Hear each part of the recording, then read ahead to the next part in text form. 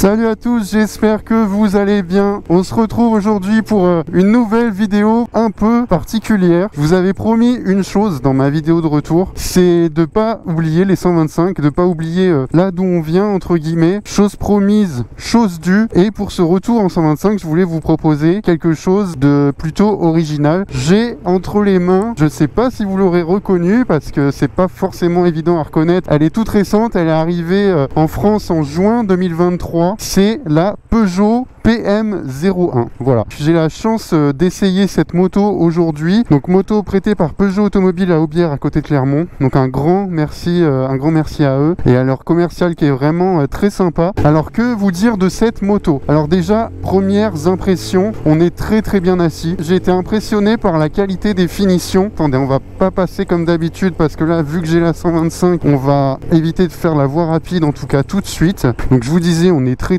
bien assis, très bonnes premières impressions au guidon de cette moto. Au niveau des pieds de l'assise, vous voyez, je pose les deux pieds par terre. C'est une moto qui fait 810 mm de hauteur de selle, donc qui sera accessible à la plupart des gabarits. Au niveau de la position en elle-même, on est très droit, guidon un peu cintré mais position très droite, guidon un peu large mais position roadster typique. On est très bien assis, la selle est quand même assez confortable, on a une bonne assise, la pression est plutôt bonne, elle fait un beau petit bruit quand même. Je sais pas si vous écouterez bien sur la vidéo, mais c'est plutôt sympa. Donc oui, position roadster typique, on est bien assis. Première impression, bien plus confortable que la selle de l'Archive par exemple. Pour ce qui est des autres éléments de cette partie cycle, on a un réservoir de 12,5 litres. On a une conso annoncée de environ 2,5 litres. Alors conso très optimiste. Pour autant, je pense qu'effectivement, vu le moteur, elle doit pas consommer énormément cette moto. Ce qui nous annonce en théorie une autonomie de 500 km. Avantage énorme en tout cas pour la ville. Dans la réalité, on sera, je pense, en dessous. Déjà, si vous arrivez à tirer une autonomie de 400 km avec cette bécane, ce sera déjà hyper satisfaisant. Pour le reste de la partie cycle, cette moto est équipée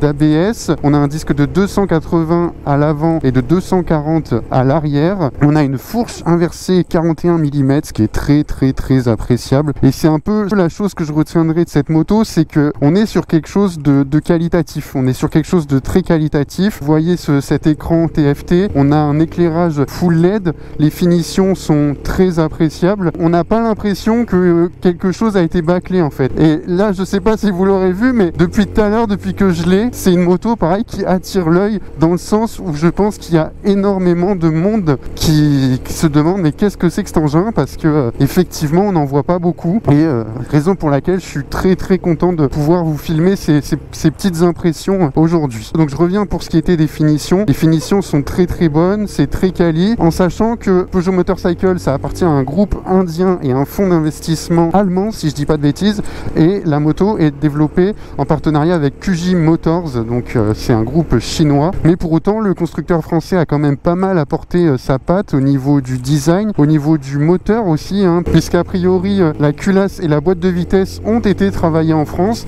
Donc voilà, il y a quand même des éléments français sur cette moto. Donc voilà pour ce que je pouvais dire rapidement au niveau de cette partie cycle. Alors attendez, je vais passer par ici. Pour ce qui est du moteur, donc là vous le voyez, moteur qui ronronne très bien. On est sur un moteur, on est presque au maximum de ce qu'on peut avoir en 125, puisqu'on a ici un monocylindre 4 temps à refroidissement liquide qui développe 14 chevaux. Donc on est sur le secteur entre guillemets haut du marché et il développe également 11 Nm de couple, ce petit moteur. Donc pour vous balader en ville, tout ça, c'est quelque chose qui, à mon sens, suffira largement et également pour des petites balades du week-end. Mais vous voyez, au niveau de l'accélération, c'est tout à fait raisonnable parce que oui, voilà, je savais que j'avais oublié quelque chose sur la partie cycle, c'est le poids. On est à 152 kg tout plein fait. Donc on est quand même sur des standards plus élevés que les concurrentes, la MT125, la Duke 125, la CB 125R, elle est un peu plus lourde. Pour autant, c'est pas flagrant. Moi, ça me choque pas plus que ça.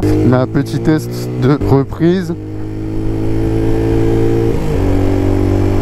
Ouais, ça suffit. Pour quelqu'un qui a son premier 125 ou quelqu'un qui se remet à la moto tranquillement, ça suffit largement. Je pense que niveau apprentissage, c'est une très bonne moto d'apprentissage. On sait d'où faut souligner que cette moto se situe bien en dessous de ses concurrentes direct au niveau tarif. Puisqu'on est ici à 4000 €, au moins 1000 € en dessous, c'est pas négligeable. Alors certes, c'est une moto qui doit faire ses preuves, mais je pense qu'elle se positionne très bien. Elle a énormément d'atouts à faire valoir avec des petites attentions. Encore une fois, cet écran TFT vraiment très appréciable qui reprend vraiment le style de la marque. D'ailleurs, à ce sujet, on notera les petits clins d'œil à Peugeot Automobile, en particulier sur les phares, mais après on reprend aussi l'esprit un petit peu saillant de certains modèles de la marque. En tout cas, le design est très réussi et voilà, comme je vous disais, au niveau de l'équipement, plusieurs attentions sont portées et c'est très appréciable. Moi, ce qui m'a entre guillemets, alors pas impressionné, on va peut-être pas en rajouter, mais ce que j'ai vraiment aimé, c'est cette prise USB de série qui se trouve ici juste devant vous. On a également le Bluetooth de série, donc on peut connecter son portable à l'écran TFT. Cette série, sans option, à 4000 €, vous avez ça. Et ça, c'est pas tous les constructeurs qui proposent ce type de prestation, il faut le souligner. Donc maintenant qu'on a évoqué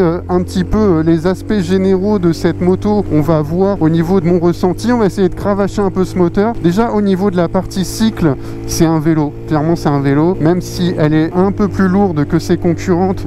Franchement, vous vous sentez très à l'aise, c'est très maniable. Celui-là, il voulait me laisser passer, mais malheureusement, vu la montée dans laquelle je me trouve, ça va être un peu compliqué. Et au niveau du moteur, alors là, je le mets dans des conditions un peu difficiles parce que je sais pas si on se rend compte sur la vidéo, mais on est sur une route qui monte vraiment pas mal. Donc là, faut le cravacher. Mais en tout cas, elle fait un super bruit avec ce petit pot d'origine.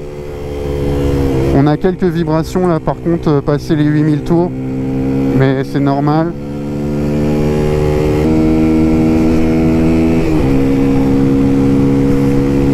Il y a quand même un petit caractère, mais je pense qu'il faut pas mal jouer de la boîte. La tenue de route est plutôt bonne. On a des Metzeler en pneumatique d'origine, donc plutôt une bonne monte. Ouais, sympa. Pour vous promener tranquillement, les petites balades du week-end, ça fera parfaitement le taf. Voilà, donc là je me suis arrêté un peu pour vous montrer l'esthétique de cette moto. Je sais pas si j'aurai le temps de vous faire des plans fixes, donc du coup je vous la montre comme ça. Donc vous voyez, hein, elle a avant ce style très particulier.